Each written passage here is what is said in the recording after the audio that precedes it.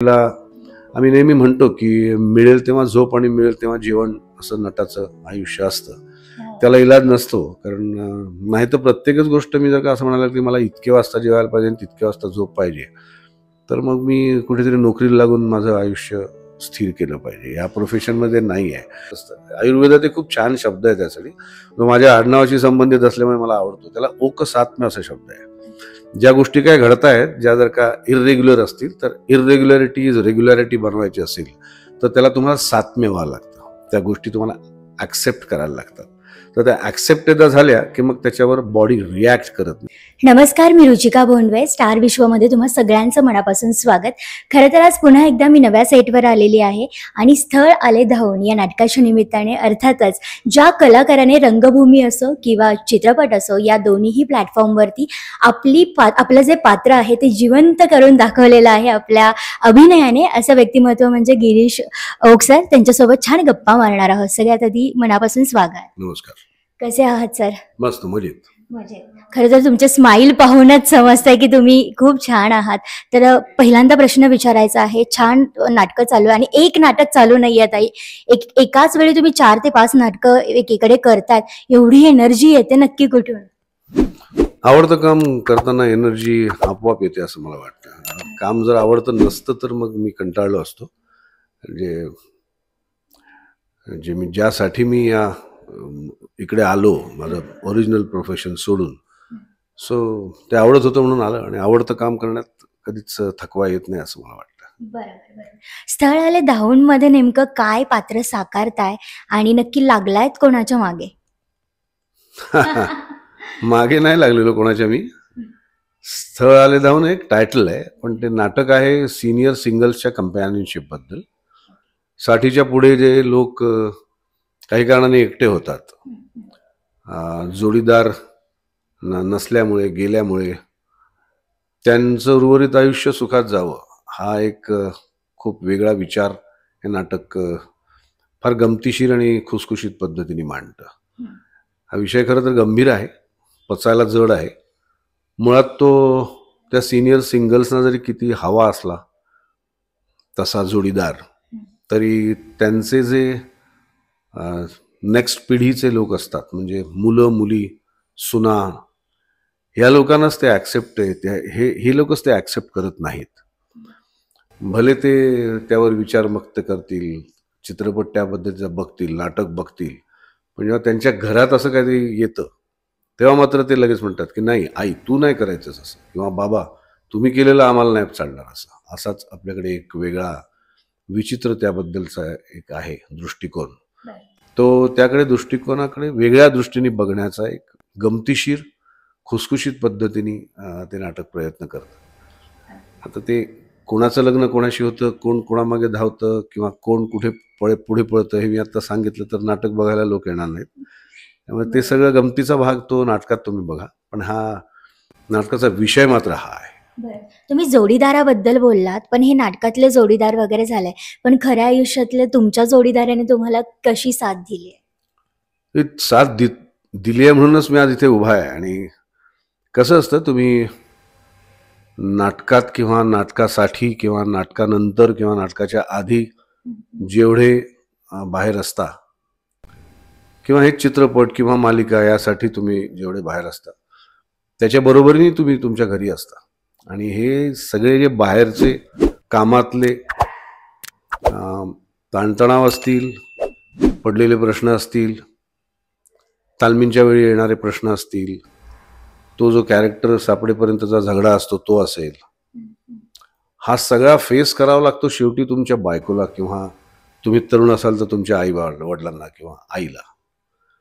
So माझ्या बाबतीत ते सगळे ताण किंवा ते जे काय अस्वस्थता ती असते, त्याच्यापोटी येणारी चिडचिड, त्याच्यापोटी येणारं बाकीच्या गोष्टींकडे होणारं दुर्लक्ष, वेळ न देता येणं कामामुळे, कामाच्या सातत्यामुळे, आधिक्यामुळे,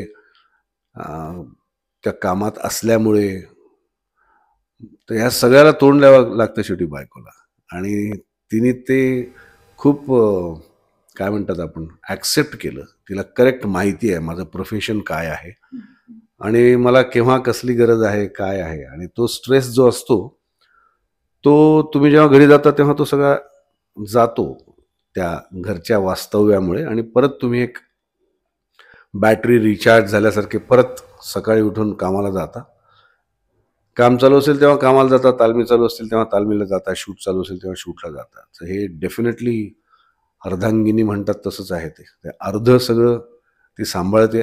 आणि दरवेळी काम करताना आपण जसं काहीतरी एक डोळ्यासमोर ठेवलेलं असतं, प्रत्येकाचं काहीतरी आराध्य दैवत असतं म्हणा, गुरु असतो म्हणा, तसं माझं पण एक काहीतरी आराध्य दैवत आहेच, पण त्याबरोबर माझ्या बायकोचा आणि मुलीचाही चेहरा माझ्या डोळ्यासमोर असतो की मी त्यांच्यासाठी करायचं आहे मला. सो हे करण्यातून जो आनंद मिळतो तो त्यांच्याशी मला शेअर करताना खूप मजा येते, आणि मग त्यांना ते माहिती आहे आणि की हे सगळं आपल्यासाठी हा करतोय. सो तो सपोर्ट फार महत्वाचा आहे, मॉरल सपोर्ट. बरोबर. खरं तर आपल्याकडे वेळ कमी आहे, पण शेवटचे 2 प्रश्न राहिलेत. तुम्ही नागपूरचे आहात, मी बऱ्याचशा इंटरव्ह्यूमध्ये ऐकलेलं आहे. आणि नागपूरहून जेव्हा मुंबईला एखादा व्यक्ती स्ट्रगल करण्यासाठी येतो, तो आल्यानंतर ना पहिलं नाटक किंवा पहिली एखादी गोष्ट मिळवायला खूप मेहनत लागते. तर तुम्ही तुमच्या आयुष्यातलं पहिलं नाटक कोणतं होतं आणि ते कसं मिळालं तुम्हाला? खूप मोठी स्टोरी आहे ती, एवढ्या छोट्या वेळात ते होणार नाही. माझं पहिलं नाटक होतं साहेब विरुद्ध मी. प्रभाकर नेवगी नावाचे लेखक होते त्याचे, आणि शशिकांत निकते नावाचे एक फार हुशार मोठे दिग्दर्शक होऊन गेले, त्यांनी ते दिग्दर्शित केलं होतं. ते मोहन कोठीवान नावाचे एक ॲक्टर होते, ते नागपूरचे होते, त्यामुळे ते नाटक मला मिळालं. त्या नाटकात श्रीकांत मोघे माझ्यासमोर होते. ते आरोपीच्या वकिलाची भूमिका करायचे आणि मी सरकारी वकिलाची भूमिका करायचे. ते माझं पहिलं नाटक, ते मोहन कोठीवानांमुळे मला मिळालं, आणि तिथून हा सगळा प्रवास सुरू झाला. आणि झीवर सुद्धा तुम्ही विलनची भूमिका साकारताय. दोन्ही गोष्टी कशा हँडल करता? एकीकडे डेट्स चालू असतात आणि एकीकडे आपल्या नाटकांचे दौरे. तर मग कसं मॅनेज होतंय? आधीपासून मॅनेज केलं तर होतं, कारण दोन्हीचं शेड्यूल खूप आधी ठरतं. प्रयोग वेळेवर ठरत नाही, शूटही वेळेवर ठरत नाही. प्रयोग खूप आधीपासून सगळे ठरतात, कुठल्या वारी कुठला प्रयोग आहे, किती वाजता आहे. थोडीशी धावपळ होते, पण मगाशी मी म्हटलं तसं की ते आवडतं काम असल्यामुळे ती धावपळ किंवा तो प्रवासामुळे येणारा शीण असेल किंवा एन्झायटी असेल, फटीग असेल, त्रास असेल, तो सहन करण्याची पण एक वेगळी एनर्जी मिळते. किंवा मी असं म्हणेन की इम्युन होतो माणूस, जसं बाकीच्या गोष्टींना इम्युन होतो, हवेला इम्युन होतो, पाण्याला इम्युन होतो, तसं या कष्टांना किंवा झोपेला आम्ही नेहमी म्हणतो की मिळेल तेव्हा झोप आणि मिळेल तेव्हा जेवण, असं नटाचं आयुष्य असतं.